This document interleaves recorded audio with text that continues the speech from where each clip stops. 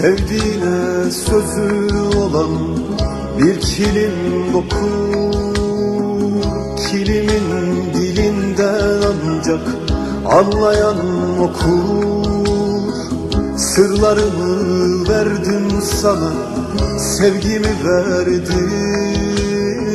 Şu gönlümü kilim yaptım, yoluna serdim. Ayıptır, günahtır diye kilit vurdular dilime. Aşkı dokudum kilime, anlıyor musun? Yetinmedim, türkü yaktım, gayrı bu canımdan bıktım. Hani senin olacaktım, dinliyor musun?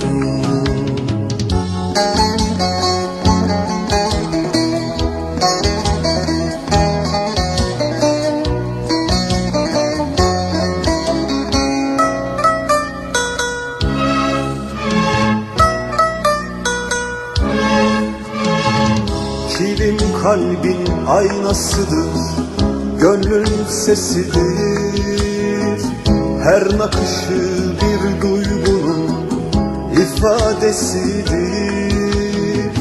Kilim sevgiliye çağrı, aşka davettir. Kimi renkler şikayettir, kimi hasrettir. Ayıptır, günahtır diye kilit vurdular dilime. Aşkı dokudum kilime, anlıyor musun?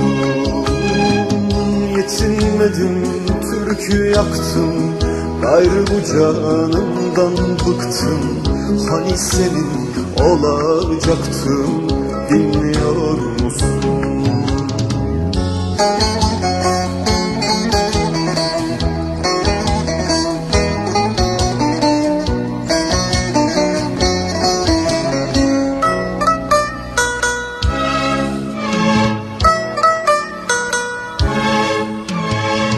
Ben şu gönül tezgahında kilim dokudum.